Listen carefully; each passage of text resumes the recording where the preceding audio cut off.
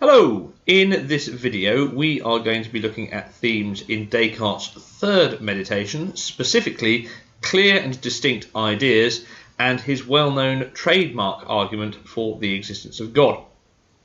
Both of these aspects are attempts by Descartes to develop a reply to his three waves of doubt that led to the cogito, and those are detailed in the previous video. So, what, according to Descartes, we can know? Firstly, mental events occur in me. Now, we know this from his first and second meditations, that even if everything we believe is false, nonetheless, mental events occur in me. Hence, I think, therefore I am. Cogito ergo sum. However, as we also established, a vivid and clear perception is not alone sufficient for knowledge. So one can have a perception and it be ultimately very clear, but still not something that one can base a knowledge claim on, because it could be false, for example. And so in the first and second waves, again those detailed in the last videos, we know that our senses sometimes deceive us. So what we can see may be a false perception, and it's not altogether clear that at any given point we are not having a vivid dream. So, from that, on its own, an idea about something is not sufficient for knowledge. So, ideas about noise, heat, and the sun come from the outside, right? That's Descartes' belief. Now, ideas need not resemble the things that they are ideas about. For example, the sun looks quite small, but is actually very big. Okay, so through our perceptions, we can see the sun, we can see it's a fairly sort of small glowing ball in the sky, but in actual fact, it's a lot bigger than the planet Earth. Okay, so our perceptions don't necessarily show us the reality of what's there. All right, so these ideas are not inherent in us, but they come from the outside. There is something outside of us that gives us these ideas, but how we perceive them may not be true. All right? So something else is the cause of my ideas. This on its own doesn't satisfactorily reject the evil demon argument, all right? Because it could be that the evil demon is a cause of these ideas, right? So they could all still be false. And this is why God is required, right? Because if God exists, then the evil demon will not exist, because an all-powerful, all-knowing and all-loving God would, according to Descartes, not allow for such a demon to exist. So if you can prove God exists, you can therefore disprove the existence of the evil demon, and then it makes it a lot easier to find a secure foundation for knowledge, which of course was Descartes' ultimate project. And Descartes suggests that we have this idea of God in our minds, all right? And so it must be an idea that has come from the outside, right? Because since ideas are caused by objects outside of myself, they are caused by the contingent nature of the universe. All right, but there is nothing in the universe that can provide us with an idea of an infinite substance. All right, because everything in the universe is somehow finite. Not only that, but God is ultimately perfect. And again, there is nothing in the universe that is ultimately perfect. So since there must be at least as much reality in a cause as there is in its effect, it follows necessarily that our idea of God must be caused by God himself. And if God is the cause of my idea of God, then God must exist. Okay? And this is known as his trademark argument. God is leaving his mark on his creation. So, in summary, I cannot be the cause of the idea of God in my mind, because God is a being more perfect than me. Something perfect cannot arise out of something imperfect. Thus, the idea of God as a perfect, infinite, and necessary substance must have been placed there by a being that is perfect. All right? Hence the trademark argument. Right? This is God putting his trademark in his creation. So all of this is part of Descartes' intuition and deduction thesis. Okay, this is again something that you need to know about. It's on the spec. Descartes claims that we can know by intuition and deduction that God exists and that God created the world, that our mind and body are distinct substances, and that the angles of a triangle equal 2 right angles, where all of these claims are truths about external reality and independent of our thought. All right. So, for example, if we go back to the God argument for a moment, we have this idea of God as the ultimately perfect being. All right, that is in our head as a trademark. That is a form of intuition. From our understanding of the characteristics of God, we can deduce, Descartes believes, that God exists. And because God exists, we can then deduce further that the evil demon does not exist, and that the mathematical truths that he specifies here, therefore, must be true necessarily. So, from this, Descartes then goes further to distinguish between what is called material and formal falsity. Let's just look at ideas and material falsity to begin with. So an idea is materially false if it represents a non-thing. So for example, cold is materially false as it is the absence of energy. Darkness is materially false as it's the absence of light, so you don't have the photons and the wavelength.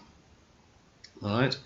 And he says in Meditation 3, if cold is nothing more but the absence of heat, the idea that represents it to me as something real deserves to be called false. Similarly, fictitious animals such as hippogriffs, you might remember that from Harry Potter, are materially false. Like cold, they are ideas that represent a non-thing. They represent something that does not exist. All right? So we have ideas here that are clear, but they are not distinct. All right, so cold is a clear idea, but it's not distinct because it doesn't actually exist. A hippogriff, the idea of a hippogriff is clear, but it is not distinct because it doesn't exist in reality. Okay, so this is material falsity.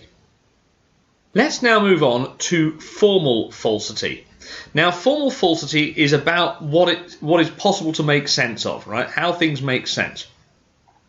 So, if you have an idea of a hippogriff, then this is an idea that is materially false because a hippogriff doesn't exist. However, if you have an idea of a horse, then that is materially true, since horses really exist. So, if you see a horse, assuming you're not hallucinating, then you have the idea of a horse that is both clear and distinct, and it's distinct because it exists. All right.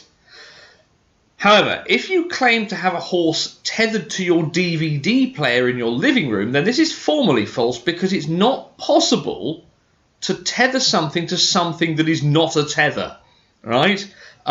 So it wouldn't make sense to talk about a horse being tethered to something that doesn't act as a tether.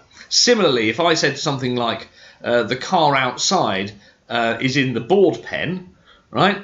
Then again, that makes no sense. It's formally false because it's not possible for a car to exist inside a whiteboard pen. All right. So you can have something that exists, but in a particular relation that is formally false. So I cannot say that, the horse is tethered to the DVD player or the car is inside the board pen. All right. These things exist in material senses, but in the combination in which I've just put them in those sentences, they make no sense, and that makes them formally false. All right? And of course, you can have things that are both materially and formally false. If, for example, I said I've got a hippogriff tethered to my DVD player, or if I've got a hippogriff tethered to Hogwarts Castle, will be an even better example because both of those are materially false, then not only is it that materially false, but it can be formally false as well. Let's now return to this idea of clear and distinct ideas. So an idea can be clear without being distinct. For example, a misleading perception or something that is materially false can be clear, but not distinct because either it doesn't exist or the way in which we perceive it is formally false. So, for example, it's not possible for the sun to be much smaller than the Earth, right? Although it looks that way from the way we perceive it. So we can have a clear idea there, but it's not distinct because we haven't actually understood the true nature of the sun just from that idea. Similarly, we could have a clear idea about something that is materially false, like a hippogriff. Okay, so a distinct idea, according to Descartes, is an idea that must be neither materially nor formally false and also clear. All right. Put another way, we have a clear idea of something, and whatever that thing is must neither be materially nor formally false. So it must make sense in terms, it must be formally true. So the car is parked outside, could be formally true if it's the case, all right? But the car is inside the board pen would be a formal falsity. Okay, so we might be hallucinating. If we were hallucinating, we might think of a car or see a car somehow inside a giant board pen or something like that. That would be a formal falsity. It wouldn't make any sense. So, in order for something to be clear and distinct, we must have a clear idea of it, and it must both be materially true and formally true. All right. Now, Descartes claims that God is not materially false because he has caused your idea or my idea of an infinite substance along with the idea of perfection. And so he can't be thought of as a non-thing, unlike the way in which cold can be described as a non-thing. Right? So God cannot be thought of as a non-thing for that reason.